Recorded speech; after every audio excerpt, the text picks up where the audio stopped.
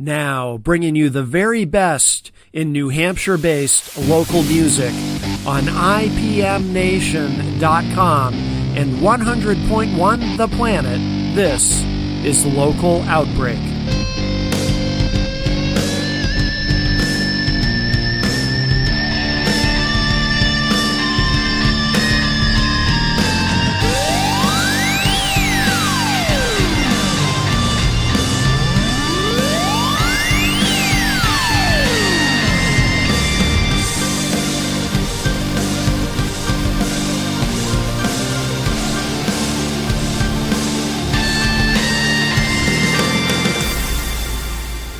Everybody, welcome to this week's Local Outbreak on IPM Nation and 100.1 The Planet. Matt Connerton from IPMNation.com here with you. And as always, we bring you New Hampshire-based music, original music from New Hampshire artists, a variety of genres. And I was thinking about it today, what I wanted to do for this week's show. Sometimes I like to do something a little bit different. You know, most weeks we feature music from a variety of different artists, or some weeks we'll have a specific interview with somebody. But I had something in mind for this week's show. So I wanted to do another of, and we've only done a couple of these, I call them time travel shows, where we go back in time and not like some sort of best of or retrospective type thing. I've never really wanted to do one of those necessarily, but sometimes it's interesting to just kind of go back and play something from an earlier time to kind of answer some questions that people have about the show. And here's what I mean. So the ones that we've done so far, and we've only done a couple of them within the last year, we did one where, because people ask me sometimes, Matt, do you have a favorite interview? Do you have a favorite guest who's been on Local Outbreak, a particular interview that you thought was really good or really entertaining or whatnot? And so, geez, I don't know. The time gets away from me. It might have been 6 months ago. It might have been longer. But I decided, you know what? I'm going to share with everybody my all-time favorite Local Outbreak. Let's dust that off and share it with everybody. And I'll do an intro. I'll explain why it was my favorite. And the interview that I chose was a hip-hop act named Airtight. And by the way, if you're looking for them online, or if you're looking for them in the Local Outbreak archive, Air is spelled H-E-I-R, and Tight is T-Y-T-E, Airtight. And they're a hip-hop act, but they've got kind of a comedy thing going. Well, not kind of. It's very much a comedy thing. And there are these funny characters, and it was a lot of fun. It was the most fun Local Outbreak ever. And I generally enjoy doing the show, but that one was particularly fun. So I answered that question. Okay, here's my favorite interview of all time on Local Outbreak. The other question people ask me sometimes is, Matt, how did you end up being the host of Local Outbreak? Because as some may know, and probably most don't realize, because Local Outbreak has been around it'll be 13 years in December, believe it or not. Local Outbreak has been around a long damn time, and we're so very grateful to 100.1 The Planet for continuing to support the show. But I'm not the original host of Local Outbreak. The original host is a very talented musician named Mike Laughlin. Also consider him a very good friend, and we used to work together. Mike's an amazing guy, but Mike was the original host. He's been in bands like Mantra and The Glorious Noise, and he often performs in the New Hampshire Lakes region, just doing a solo acoustic thing. So I suggest you check him out if you have a chance. But he was the original host. He wasn't able to commit to the schedule, really had a lot going on. So, but people ask me, Matt, what was your first time on Local Outbreak and how did you become the host? So, we did a time travel show answering that question. I played the interview where I was not a host, but I was a guest. I was in a band at the time called Chemical Distance. And Mike interviewed myself and Michael Haupley Pierce, also in Chemical Distance. And that was my first time being on Local Outbreak. And then from there, I was invited to become the host. Now, me being invited to become the host there were a couple of factors. One was it had a lot to do with that appearance as a guest. Apparently, I impressed Annie Biello, who was the program director at the time. And by the way, somebody I learned a tremendous amount from about how to do this. But I guess I impressed her, and she ended up asking me if I was interested in hosting the show, because Mike Laughlin couldn't make the commitment to do it every week because he had a lot of irons in the fire already, and I jumped at the chance. Now, that's one of the factors, is that I seem to do well as a guest, but there's something else that goes with that, and it relates to what I have for this particular time travel show that I'm going to share with you this week. So another question that I get asked occasionally is, don't worry, I'm going to tie all of this together. I know it's a lot, but another question that I get asked occasionally is, Matt, what's the strangest interview that you've done? Is there a particular artist, a particular band or solo musician you've had on that was so unique that you just thought, nothing's ever going to be this strange? This is just something really, really different and really, really unusual. And whenever anybody asks me that question, my first thought is Viper. I interviewed a gentleman. Now, his real name is Andrew Hillman, but he had this persona that he was doing music as called Viper. And he had a costume, and he was really scary looking, and it was really cool. It was really unique, very original, very different. And that was the most unique one that I've done. That was the strangest one I've done, and you're gonna hear it tonight. And trust me, it's very strange. And he's in character the whole time. But here's the thing: whenever I think about that, when I'm asked that question and I immediately think Viper, then when I think about it a little more, I realize, wait a minute. I never interviewed Viper on Local Outbreak. I interviewed Viper, but it wasn't Local Outbreak. And this leads us back to how I got the gig hosting Local Outbreak. See, this isn't the first radio show that I've hosted where I was interviewing local artists from New Hampshire. The first one was I was offered the opportunity to host a show called The Metal Classroom on an internet station called RageRockRadio.com. Don't look for it. It doesn't exist anymore. But Rage Rock Radio, that was the internet station. It was internet radio. That's not a term we use anymore, really, in 2022. We just call it streaming or podcasting.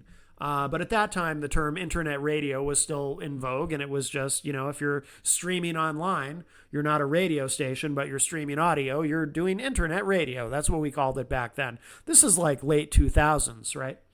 So mid to late 2000s. So I think probably 2007, around there. So the way that I got the gig on the Metal Classroom was, and this will sound familiar if you know the Local Outbreak story, I was a guest on the show. I was playing in a band at the time called First Shove. I was a guest on the Metal Classroom. Apparently I impressed Hammer. His real name is Keith Lynn, but he's known in the music scene as Hammer, who was running Rage Rock Radio. And I was invited to be the host. The host that they had at the time couldn't commit, wasn't planning to stick around. So that's how I became the host of the Metal Classroom. And on the Metal Classroom, I would interview metal bands from New Hampshire. Well, did that for a while, and eventually Hammer came to me and said, Matt, I want to end the Metal Classroom, and I want you to host a new show called The Hidden Track. And the reason he wanted to change the name or do a new show, however you want to think about it, is because Hammer he didn't want to be locked into just doing a show where I interview artists that are quote unquote metal. And I say quote unquote because the term metal means different things to different people. What is metal versus what is just hard rock, heavy rock. So he said, I want to do, I want to be able to branch out of that a little bit and do other kinds of rock. So if we have sort of a, if we have a band on that sounds a lot like Nickelback, for example, it's a little odd. And at that time, a lot of bands were sounding like Nickelback, let's be honest. It's a little odd to do that on a show called The Metal Classroom, but he felt that The Metal Classroom was limiting. So he said, and he came up with a great name. To this day, I think it's a great name, The Hidden Track. Because that was also an era when, you'd go and you'd buy a CD and there would be an extra song on it that wasn't included in the track listing, a hidden song or a hidden track, as it's known in the industry. So, started doing the hidden track. Remember when I said, the way that I got the local Outbreak gig, it wasn't just that I impressed the program director. I also had some experience. See, the hidden track is a direct precursor to local Outbreak. Had it not been for the hidden track, local Outbreak might not exist, or at least not with me hosting it.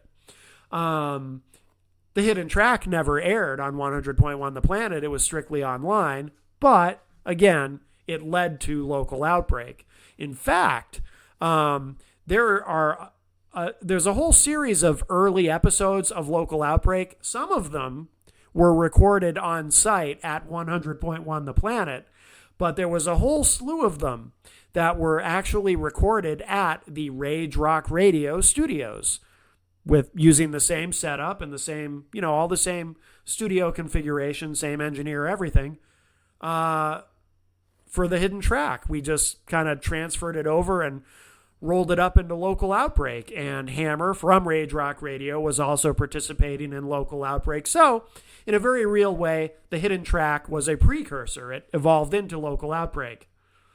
So that's how local Outbreak was born. That's the whole story. And I hope you don't mind the history lesson, but it just so happens when I interviewed Viper, who I said was the most unique interview, the strangest interview I've ever done, that actually happened on the hidden track. So I figured this would be a fun time travel show. We're going to answer the question for everybody, and you'll get it when you hear it, why it was the strangest interview I've ever done so far in terms of music, at least strangest I can think of.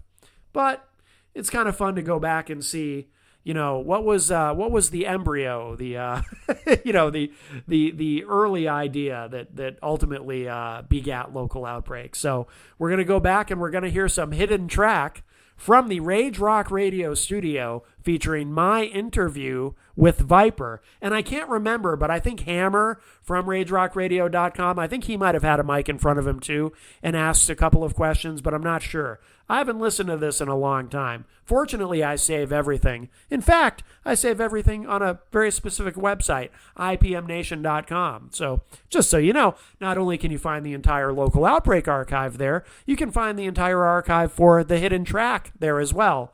Not to mention the Metal Classroom. It's all there. Anyway, let's get into it, shall we? I'm going to share with you now. Here it is. I'm almost nervous. I haven't listened to this in so long.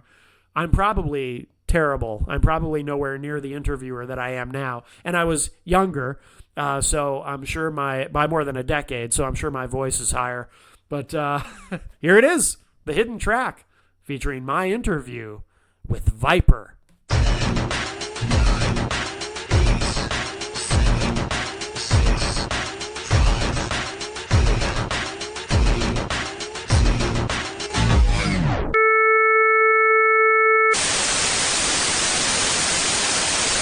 I'm Viper. You're listening to RageRockRadio.com. RageRockRadio.com presents The Hidden Track.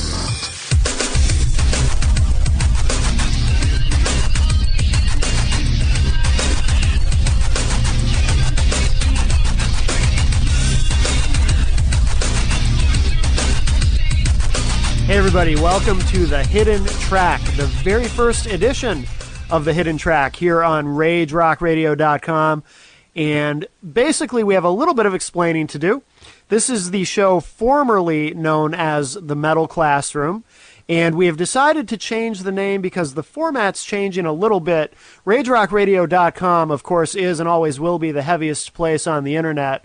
But we're kind of expanding a little bit beyond just metal. Of course, different people have very different ideas of what metal is to begin with. But, we're including more hard rock, some industrial, just kind of expanding the parameters of what we're doing here, because there's a lot of great music out in the New England rock scene that we want to be actively promoting and making sure that you, our loyal listeners, get to hear. So we don't want to be in a box. We don't want to be limited in what we do. And in fact, our very first guest on the Hidden Track, a gentleman who I'm going to be introducing to you in just a moment, he's, whether or not you want to call him metal, again, that's up to you because it's a very subjective term. But I'm really glad that you're all here for the inaugural edition of The Hidden Track here on RageRockRadio.com. And now, without further ado, I've always wanted to say that, ladies and gentlemen, I present to you Viper. Hello. How are you? And now, first of all, I just want to be clear because I've heard you referred to as Viper, and I've heard you referred to as the Viper. No, it's definitely just Viper. Just Viper. I don't want to be associated with the cars and the vibe or any like that starts with vibe. I don't want to be started with anything with the. Sure, I understand because there are so many things that start with the. Exactly. And And I know that when I think of the Viper, I imagine breaking into someone's car and having some sort of snake attack me. That's exactly where I took it from. Yes, that is exactly where I got it from. When I was a very young boy, I saw that commercial and I wanted to chick on it, so I took the name. I don't even remember the chick. Wow. The chick went to the car, got out of the car, turned her Viper on, and an assailant came to the car, tried to carjack it, and literally a holographic picture of a snake came out of the car and tried to bite him.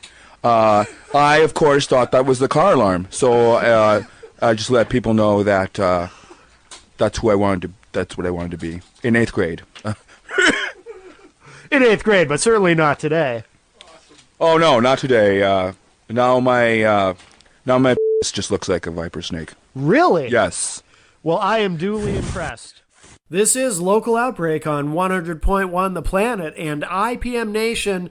Matt Connerton from IPMNation.com here with you. And this week we are reliving. We're going way back in time, 2007-ish, I think, to the precursor of Local Outbreak. A show that I did called The Hidden Track, the very first episode of The Hidden Track, with the strangest musical interview that I've ever done with the mysterious Viper. Here's more. Tell me about the music. Tell me about the music of Viper. Basically, my music is very industrial and low-toned and full of sweetness that you can put to your ear. And maybe just care about.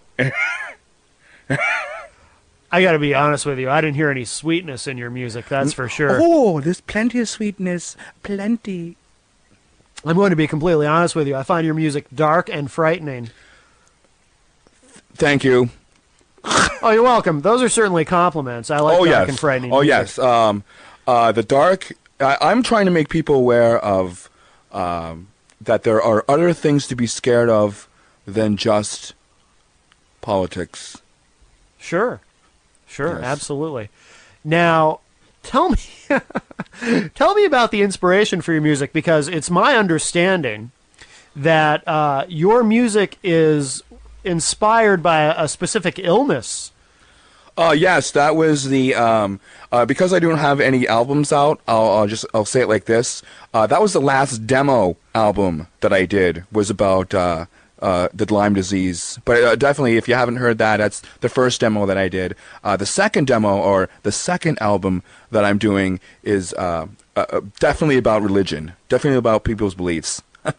Oh, so you've got away from the whole Lyme disease thing. Oh yes. Oh yes. Oh yes. Wow. In a way, I'm disappointed to hear that. I thought you were going to continue your crusade until they found a cure. No crusade. I just wanted to do something different, something that other people can yell at me about and religion is a good thing to talk about. Now, what are your views on religion? I hate it. Okay. I hate everything about it. I'm not saying that I'm against it or satanic or anything like that. I'm just saying that if you're going to believe in something, believe in a piece of shit. It's there, it's real, it's going to stink. Yeah, that's certainly true. Yes. Most of us if not every other day. I wanted to, yes, exactly. What is something that you can see, something you can feel, something you can touch, for some people you can taste? I believe in. But we should encourage. We should mention to our listeners that we are not encouraging anyone to actually touch or to consume. No. If you had a piece of a Kit Kat bar, and you eat it, it tastes the same. Boy, that's true. Oh my goodness. Oh yes. Yes. The first song that I've been working on has been a very sort of an ideological presentation of ideas, and basically it's about Christianity. Okay. And what is the message of the song that you're referring to? Actually, to be actually the opposite of what I'm trying to do is let people know that it's okay to believe in your beliefs. It's okay to do things that are against the rules, and one of them is possibly questioning Christianity. Really? And that's what that song is about, questioning it. I'm not satanic. I'm nowhere near satanic. I'm not evil. I don't pillage or anything like that, except my dog. But I definitely do things like just question things. I question everything. You everything. pillage your dog? Yes, my hot dog, Oscar Meyer. Outstanding. Yes. Well, what's the name of I'm very intrigued now to hear this track you're talking about. What's it called? It's called Is Anybody Christian? And it's just about, I know there's Christians out there. I know there's people who believe in God and buy Amy Grant CDs and shit like that. But basically, it's just for yourself. When you think about it, when you hear the song, do you believe in God? Do you believe in something? Or is it just a farce? I think it's a farce. Well, so much for the Amy Grant interview I was trying to book. Can I say farce? You actually can. Excellent, It's internet excellent, radio. You excellent. can say farce. You can say farcical. Ooh. Anyway, here it is. Let's hear it. Is Anybody Christian from Viper on RageRockRadio.com. RageRockRadio.com. American Metal Radio. The heaviest place on the internet. He wants you. He has a plan and a purpose for your life. And you know what? You may be 45, you may be 50, you may be 70, and you're thinking, well, it's just too late. It's never too late. Let him work out his plan in your life, but he won't do it against your will. You've got to be willing to say, I surrender.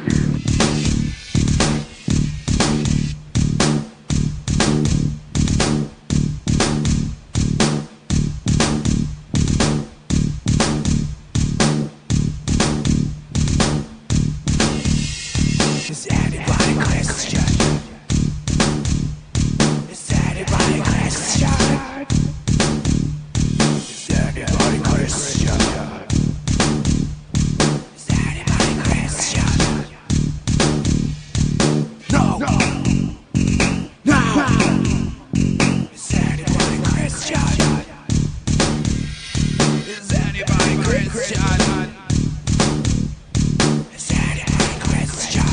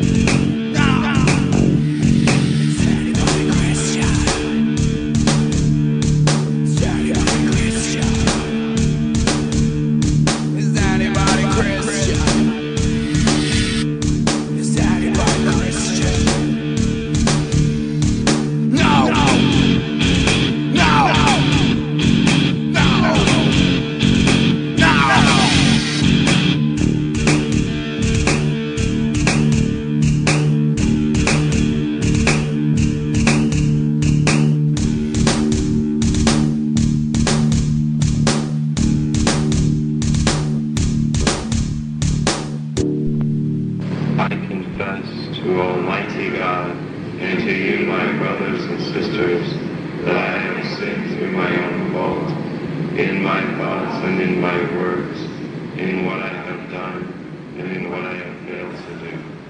And I ask Blessed Mary, ever Virgin. This is Local Outbreak. Matt Connerton here with you from IPM Nation, and we are on 100.1 The Planet, and we went all the way back in time to pre-Local Outbreak times, the precursor to Local Outbreak, which was a show called The Hidden Track, as we revisit the strangest interview with a musician that I've ever done. Plus, it's kind of fun to hear the original show that ultimately I sort of led to, perhaps indirectly, but led to Local Outbreak, The Hidden Track, which was a show that I did online. And let's get to the next part of this. Here's more of my interview with Viper. That was Is Anybody Christian from Viper, here on the inaugural edition of The Hidden Track on RageRockRadio.com. So, Viper, I want to ask you about another song I heard of yours when you were actually a guest on the Give It a Name show. Yes. With the captain on Yes, I was. IPMNation.com. Yes. And we heard a song of yours called... Yes, one of my more sexually explicit songs. I make no hesitation that I love and great. Yes, yes. The song was actually extremely offensive, which is what I liked about it. Right. And is that a running theme in a lot of your tunes, or are a lot of your songs about vagina? Do you have anything about breasts or No, I asses or just anything? it's just Yeah, you know, yeah. it's a good place to hang out. Absolutely. So Excellent. I love it. So your new series of songs, a lot of them are about religion? Definitely What- about religion. What other subjects interest you as far as what you plan to write about in the future? Because you seem to get into themes, is that correct? You'll Yeah, get I'm into definitely. I just, there has to be something there that I can write about. You know, I can't, go out in the street and see an old woman walking her dog and be like, oh, it's going to be something I want to write about. Sure. It has to be an old woman with a dog, and she has to have like a limp, or she's dying of AIDS, and the dog has one ear, or something like that. I mean, it's just, it's inspirational stuff. That's the stuff Yes. of which lyrical gold Yes. is made. Yes. And lyrics is the one area that I have the most problem with. So Really? yeah, definitely. I'm more of the music guy. Uh-huh. Lyrics are definitely very hard for me. Now, you do everything yourself, correct? Yes, I You do. play everything yourself. Yep. And even when you play live, you do everything yourself. Is that correct? That's right. That's correct. I'm actually in the process right now of getting somebody else to maybe do some other things. So because when I do live stuff, when I go back to the keyboards and stuff and the drum machine, it takes away from the performance when I'm performing. Yeah. So I'd like to have somebody maybe back there doing what I would normally do, or have their own ideas, and just expand. Sure. It's all about keep going. It's all about it. And there's some level of improvisation, isn't there, when you're live? Oh, definitely. People go to see a show, and that's exactly what I'm trying to do. I'm trying to make a show that people are like, this is awesome. Yeah, I don't get it, or I don't understand the lyrics all the time, but it's a show, and I'm having a good time. Right. That's what it's all about. So, What is a Viper show like? Like, what happens visually?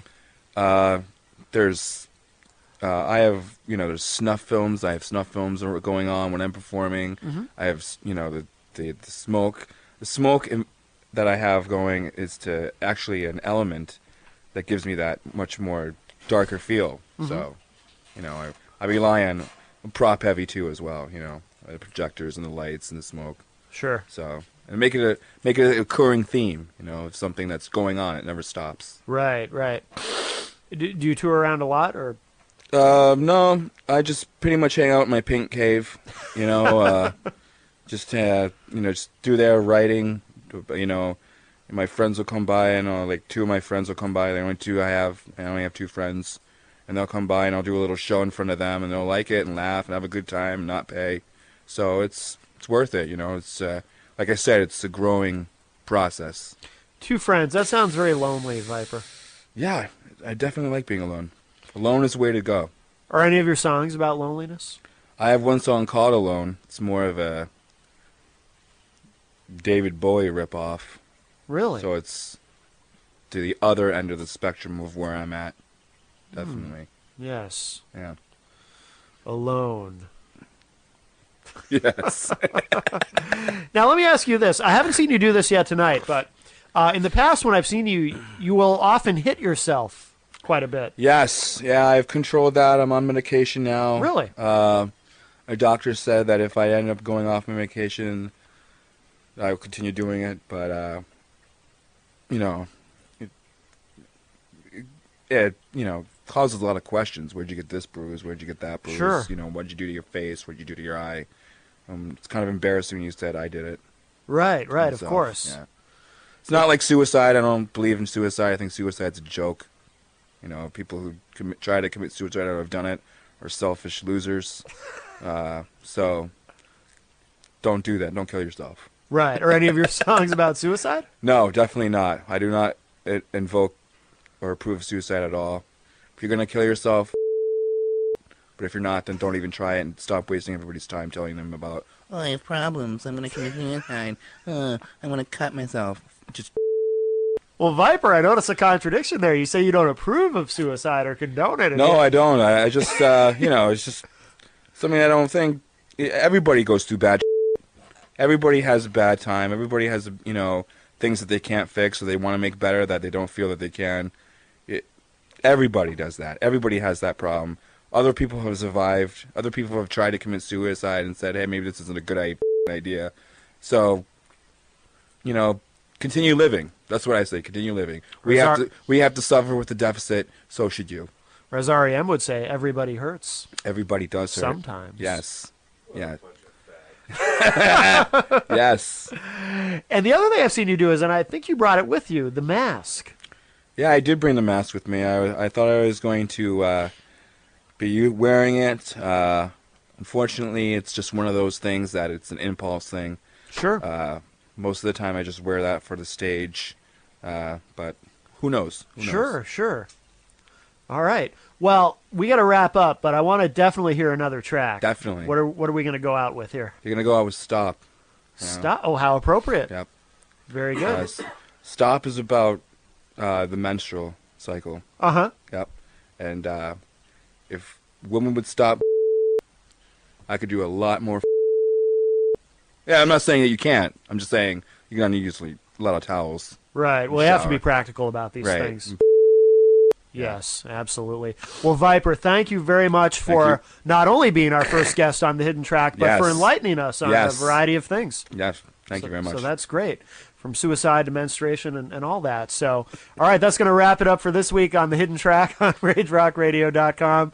We'll see you all next week. And to take us out, this is Stop from Viper. RageRockRadio.com. American Metal Radio. The heaviest place on the internet.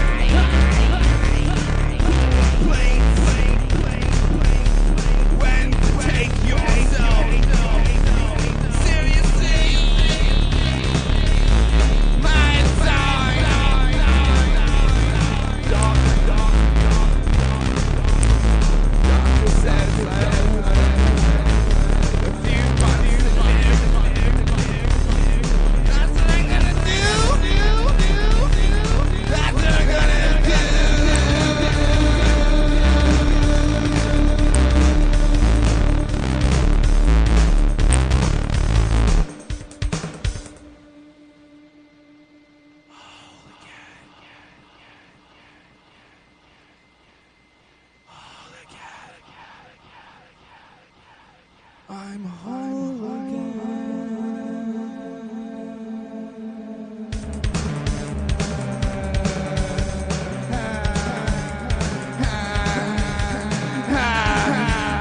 Why?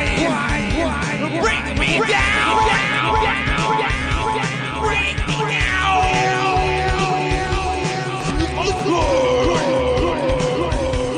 Someday, school bus,